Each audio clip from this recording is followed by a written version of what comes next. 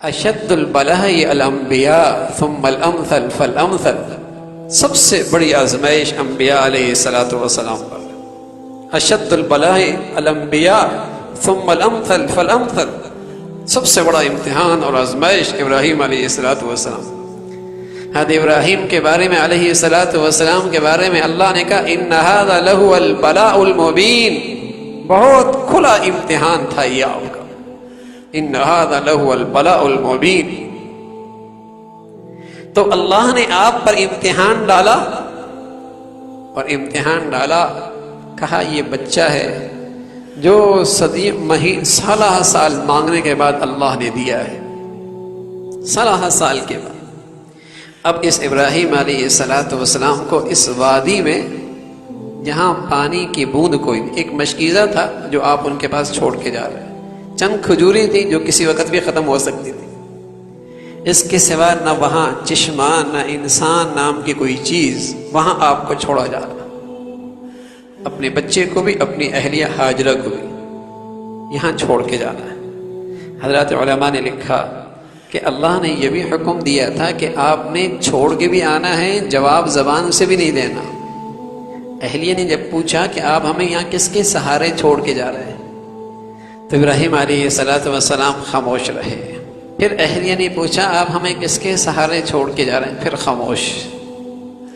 تیسری مرتبہ جب انہوں نے پوچھا اللہ امرک، کیا آپ کو اللہ نے حکم دیا ہے، تو ابراہیم علیہ الصلوۃ والسلام نے سر ہلا کر جواب دیا ہاں اللہ نے حکم دیا. تو کیا خاتون تھی، اللہ رب العزت نے اسے اپنی ذات پر کیا ایمان، کیا اعتماد، کیا یقین، کیا معرفت نصیب فرمائی تھی. وہ خاتون دیکھ رہی ہے یہاں زندگی کا کوئی سامان کوئی نہیں، اور پھر وہ بچہ شیر خوار. اپنا دکھ آدمی برداشت کرتا ہے، بچوں کا دکھ برداشت نہیں ہوتا. خود بھوک برداشت کر لیا کرتا ہے، بچوں کے بھوک پیاس برداشت نہیں ہوتی. وہ دیکھ رہی ہے یہ سارا مکہ کے وہ کالے پہاڑ ویرانے کے اندر، رات کی تاریکی آنے والی ہے، کوئی روشنی، کوئی کچھ نہیں، انسان نام کی چیز کوئی نہیں. لیکن اس خاتون کو اپنے اللہ پر ایسا اعتماد تھا، ایسا یقین تھا، اس نے اللہ کی صفات کی ایسی معرفت کر رکھی تھی. کہنے لگی بڑے اعتماد کے ساتھ اذ لا یضیعنی، اگر یہ حکم اللہ نے دیا ہے تو وہ اللہ ہمیں ضائع نہیں کرے گا. اذ لا یضیعنی، وہ اللہ ہمیں ضائع نہیں کرے گا. سبحان اللہ. حضرت ابراہیم چلے جاتے ہیں. اب یہ خاتون حکم ہے اللہ پر اعتماد کرو، اسباب بھی اختیار کرو. اعتماد اللہ پہ ہو، جو تم سے ہو سکتا ہے سبب اختیار کرو. تو یہ خاتون ایک پہاڑی پہ دوڑتی ہے، شاید کوئی دور سے جاتا قافلہ نظر آئے اور اس کے پاس سے کچھ پانی کی چند بوند مل جائے، صفا پہ چڑھتی ہے. پھر دوڑ کے جاتی ہے مروہ پہ، شاید وہاں سے کوئی نظر آئے، لیکن پھر خیال آتا ہے بچہ ہے، کوئی اژدہا، کوئی ایسی چیز جو اسے نقصان پہنچائے. دوڑ کے پھر صفا پہ آتی ہے. پھر جاتی ہے، شاید مروہ کی طرف کوئی قافلہ گزر رہا ہو، کوئی نظر آ جائے، لیکن پھر خیال آتا ہے بچے کا. یہ اس کا آنا جانا 7 مرتبہ ہوا. سبحان اللہ. اللہ کو اس عورت کی یہ ادا اتنی پسند آئی کہ بادشاہ ہو، وزیر ہو، ولی ہو، صحابی ہو، جو بھی ہو، کہا حج کوئی نہیں قبول ہونا جب تک اس عورت کی اس چلنے کی نقل نہیں اتارو گے. کوئی بھی ہو یہ نقل کرنی پڑے گی. جس نے اپنے اللہ کو یوں پہچانا تھا اذ لا یضیعنی، پھر اللہ کی قدرت حرکت میں آئی. پھر اللہ کی قدرت حرکت میں آئی. اللہ اللہ ہے، آج بھی اپنی پوری طاقت کے ساتھ ہے، آج بھی اپنی پوری طاقت کے ساتھ ہے. جہاں وہ معصوم بچہ ایڑیاں رگڑ رہا تھا، اللہ نے وہاں سے چشمہ جاری فرمایا، جس میں غذا بھی تھی، جس میں شفا بھی تھی، جس میں ثواب بھی تھا، جس میں برکت بھی تھی. وہ پانی کیا تھا، ہر انسانی زندگی کی ضرورت اس کے اندر تھی. اس لیے رسول اللہ صلی اللہ علیہ وسلم فرمایا کرتے تھے ماء زمزم لما شرب له، زمزم کا پانی ہر وہ مقصد پورا کرتا ہے جس مقصد کے لیے اسے پیا جائے. غذا کے لیے پیے کو غذا کا کام کرے گا، پیاس کے لیے پیو گے پیاس کا کام دے گا، شفا کے لیے پیو گے شفا کا کام دے گا، شرط یقین ہے اپنے اللہ کی بات پر، اپنے نبی کی بات پر۔ ماء زمزم لما شرب لہ، جس مقصد کے لیے پیو گے اللہ نے اس پانی کے اندر وہ ساری طاقت رکھی۔ اذا لا یضیعنی، اللہ ہمیں ضائع نہیں کرے گا، پھر کہاں اللہ ضائع کرتا ہے؟ وعلی اللہ فلیتوکل المؤمنون، وعلی اللہ فلیتوکل المؤمنون، ایمان والوں کی تو شان یہ تھی کہ وہ اپنے اللہ پہ بھروسہ کرتے۔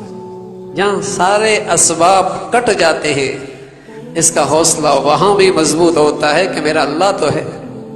جہاں ساری امیدیں کٹ جاتی ہیں وہاں بھی یہ پر امید ہوتا ہے کہ میرا اللہ تو ہے۔ جہاں ساری مایوسی کی شکلیں ہوتی ہیں یہ پھر بھی مطمئن ہوتا ہے میرا اللہ تو میرے ساتھ ہے۔ کیا ہوا؟ زمانہ روٹ گیا تو کیا ہوا؟ زمانہ روٹ گیا تو کیا ہوا؟ حالات بدل گئے تو کیا ہوا؟ اسباب چلے گئے تو کیا ہوا؟ معاشی حالات اچھے نہیں تو کیا ہوا؟ میرا اللہ تو ہے نا۔ وعلی اللہ فلیتوکل المؤمنون، حسبنا اللہ، میرے لیے میرا اللہ کافی ہے، حسبنا اللہ، میرے لیے میرا اللہ کافی ہے۔ جب ابراہیم علیہ السلام کو آگ میں ڈالنے لگے فرشتہ بھی آیا، کا حکم ہو تو اس آگ کو بجھا دیا جائے، آپ کو بچا لیا جائے۔ فرمایا نا میرا اللہ مجھے کافی ہے، حسبنا اللہ ونعم الوکیل۔ آگ میں چلے گئے، آگ بھی جیسے پہلے جل رہی تھی ویسی ہی جل رہی تھی، فضا میں پرندہ اڑتا وہ بھی جھلس جاتا، ابراہیم کہے لیکن ان کے لیے بردوں و سلامہ، ایسی ٹھنڈی کہ ٹھنڈک سے بھی تکلیف نہ ہو، ایسی سلامتی والی وہ آگ بن گئی۔ میرے عزیزو، اللہ آج بھی اپنی قدرت کے ساتھ موجود ہے، اللہ آج بھی اپنی طاقت کے ساتھ موجود ہے، اللہ آج بھی اپنی قدرت کے ساتھ موجود ہے، اللہ آج بھی اپنی طاقت کے ساتھ موجود ہے۔ کمزوری میری طرف سے ہے، میں نے اپنے اللہ کو پہچانا کوئی نہیں، یقین کوئی نہیں کیا، اس لیے میں نے پہچانا کوئی نہیں۔ کوئی ایک بچہ مجھے دیکھ رہا ہو، گھٹیا حرکت نہیں کرتا، اور میرا اللہ مجھے دیکھ رہا ہے پھر بھی گھٹیا حرکت کرتا ہوں، تو کہاں اللہ کو پہچانا؟ باپ میرے ساتھ ہو، گھٹیا کام نہیں کروں گا، ماں میرے ساتھ ہو، اخلاق سے گری ہوئی حرکت نہیں کرے گا، اللہ میرے ساتھ ہے، کہاں پہچانا ہے اللہ کو؟ کہ اللہ کی طاقت میری نظر میں بچے سے بھی کم، اس کی عظمت ماں باپ سے بھی کم، پھر کیسے امید رکھو کہ اللہ بھی ویسا ہی معاملہ کرے؟ جب آج کوئی خاتون اپنے اللہ پہ بھروسہ کرے اور کہے اذا لا یضیعنی، میرا اللہ مجھے ضائع نہیں کرے گا، اور اس کی دل کی دنیا بھی یہ آواز دے کہ میرا اللہ موجود ہے، اپنی طاقت کے ساتھ ہے، اپنی قدرت کے ساتھ ہے، اپنی پوری شان کے ساتھ ہے، اذا لا یضیعنی، حسبنا اللہ، میرا اللہ مجھے کافی ہے، بہترین کارساز ہے۔ اللہ تو اللہ ہے، اللہ تو اللہ ہے، بڑی طاقت والا ہے میرے عزیزو، چاہنے پہ آئے اسباب بھی مہیا کر دیتا ہے، چاہنے پہ آئے تو بغیر اسباب کی بھی کر دیتا ہے۔ صلی اللہ کے لیے کیا مشکل ہے۔ حدیث میں رسول اللہ صلی اللہ علیہ وسلم نے فرمایا کہ اللہ کہتا ہے انا عند ظن عبدی بی، انا عند ظن عبدی بی، بندہ جیسے میرے بارے میں خیال اور گمان رکھتا ہے میں بھی ویسے ہی معاملہ کرتا ہوں۔ جب اس کا گمان ہی میرے بارے میں پھسپھسا ہے، جب اس کا یقین ہی میرے بارے میں بڑا ہلکا ہے، جیسا یہ گمان کرتا ہے ویسا ہی معاملہ ہوگا۔ اور ایک یہ ہے کہ میرا اللہ ہے، حسبنا اللہ، حسبنا اللہ، میرا اللہ مجھے کافی ہے۔ تو میرے عزیزو، اللہ کی طاقت میں کوئی فرق نہیں آیا، اللہ کی شان میں کوئی فرق نہیں ہے، میری معرفت میں، میری پہچان میں، میرے رب سے تعلق میں، میرے رب پر اعتماد میں کمی ہے۔ اذا لا یضیعنی، اللہ ضائع نہیں کرے گا، سبحان اللہ۔ پھر اللہ نے وہاں زندگی کا سارا سامان کر دیا، اور ایسی کہاں اللہ ابراہیم علیہ السلام کے اس بیٹے کو ختم کرنا چاہتے تھے، وہ تو دادا بننے والے تھے خاتم النبیین کے، سید البشر کے، ہاں سرور عالم صلی اللہ علیہ وسلم کے دادا بننے والے تھے. یہ ایک امتحان تھا. اور میرے عزیزو، علماء نے لکھا ہے جتنا بڑا امتحان کسی گھرانے میں اللہ کی خاطر آئے اور وہ گھرانہ اس کو برداشت کرے، اللہ اس گھرانے سے اتنا ہی بڑا خیر کا کام لیتا ہے، اتنا ہی بڑا خیر کا کام لیتا ہے. جو جتنی بڑی آزمائش میں ثابت قدم رہتا ہے، اللہ پھر اس سے اتنی بڑی خیر کی شکل بھی پیدا فرما دیتا ہے. اللہ بڑا قدردان ہے، اللہ بڑا قدردان ہے. ابراہیم علیہ السلام کی زندگی میں عجیب آزمائشیں آئیں. وَإِذِ ابْتَلَىٰ إِبْرَاهِيمَ رَبُّهُ بِكَلِمَاتٍ فَأَتَمَّهُنَّ، ہم نے کئی مرتبہ آزمایا. اور پھر کیا کیا؟ قَالَ جَاعِلُكَ لِلنَّاسِ إِمَامًا، پھر ہم نے ساری انسانیت کے لیے انہیں امام بنا دیا، مقتدا بنا دیا. ایک بیٹا اسحاق، نبیوں کی ایک سلسلہ، اور ایک بیٹا اسماعیل علیہ السلام، اور پھر محمد الرسول اللہ سلسلے سے. ابا کا امتحان بڑا تھا اور ہر امتحان میں ابا پاس ہوا. وَاذْكُرْ فِي الْكِتَابِ إِبْرَاهِيمَ، ابراہیم کا تذکرہ کرو. تو جب بیٹا اسماعیل علیہ السلام کچھ بڑے ہوئے اور ہاتھ کی انگلی پکڑ کے چلنے کے قابل ہوئے، یہ وہ موسم ہوتا ہے جب اس کا باپ کا بیٹے سے ایک خاص تعلق بڑھ جاتا ہے. دوڑ کے گود میں آتا ہے، گود سے نکلتا ہے، کندھے پہ بیٹھتا ہے. ہاں، یہ وہ عمر ہوتی ہے جب باپ کا بیٹے سے تعلق بڑھ جاتا ہے. زیادہ بڑا ہو جائے تب بھی وہ بات نہیں رہتی، زیادہ چھوٹا ہو وہ اماں کے گود میں رہتا ہے. لیکن جب وہ ہاتھ پکڑ کے چلنے والا بن جائے، دوڑ کے گود میں آئے، نکل جائے، یہ ایک خاص باپ کا تعلق بیٹے سے ہوتا ہے. یہ ایک عمر ہوتی ہے. اللہ رب العزت نے فرمایا کہیں ایسا نہ ہو کہ اسماعیل کی محبت میری شرکت میں داخل ہو جائے، کہیں ابراہیم کی محبت میری محبت کی رقیب بن جائے. ایک اور امتحان آیا، کہا ایسا کرو اس کو اپنے ہاتھوں سے ذبح کرو. انی ارا فی المنام انی اذبحک فانظر ماذا تری، بیٹے مجھے خواب آئی ہے اور کیا دیکھتا ہوں کہ تجھے اپنے ہاتھ سے ذبح کر رہا. میرے عزیزو، بس اوقات باپ کے لیے اپنی گردن پہ چھری چلانا آسان ہوتا ہے، بیٹے کے گردن پہ چھری چلانا بڑا مشکل ہوتا ہے. انی اذبحک فانظر ماذا تری. سبحان اللہ. سعادت مند بیٹا کہنے لگا افعل ما تؤمر، ابا جو حکم ملا ہے کر ڈالیے، دیر نہ کیجیے. کہنے میں آج بھی باپ موجود ہے، کہنے میں آج بھی اولادیں موجود ہیں. کیا نقشہ ہے ابراہیم کی سیرت میں، کیا نقشہ ہے ابراہیم علیہ السلام کی سیرت میں، کیسے اللہ کے سچے بندے ہیں.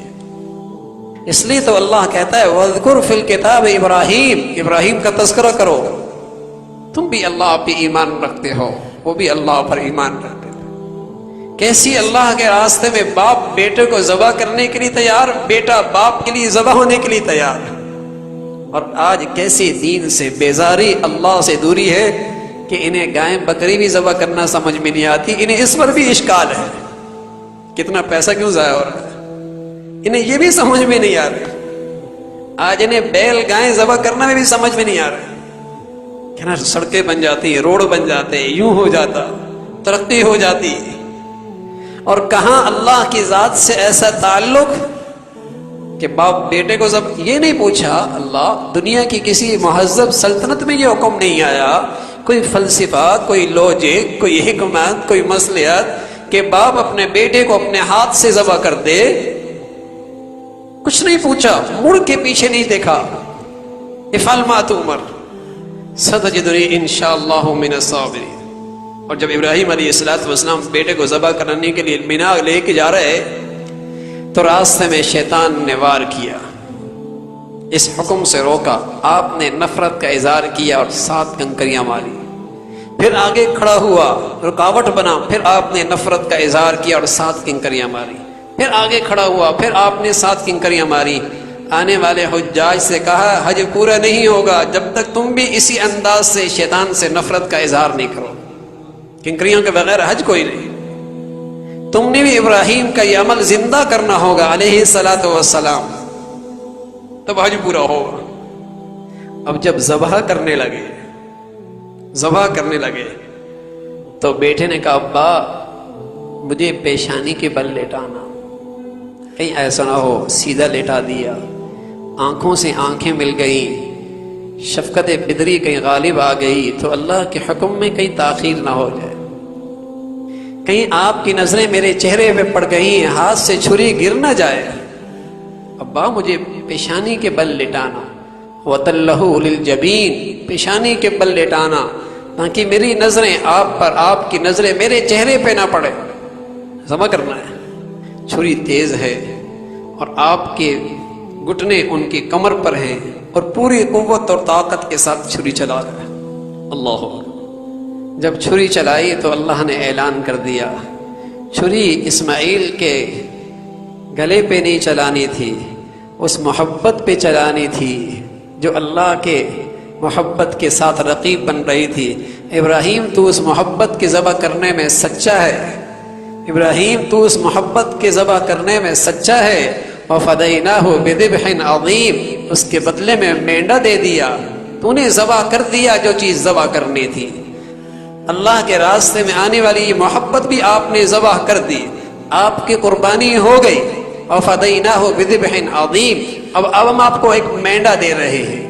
اب آنے والی امت کو سبق دیا، تم نے یہ ظاہری مینڈا بھی ذبح کرنا ہے اور ہر حرام محبت کو بھی چھری چلانی ہے، ہر حرام خواہش پر بھی تم نے چھری چلانی ہے، ہر وہ چیز جو اللہ کے راز، اللہ کے معاملے میں رکاوٹ بن رہی ہے تم نے عید کے موقع پہ اس پہ بھی چھری چلانی ہے اور ظاہری شکل بھی قربانی کی خوب کرنی ہے۔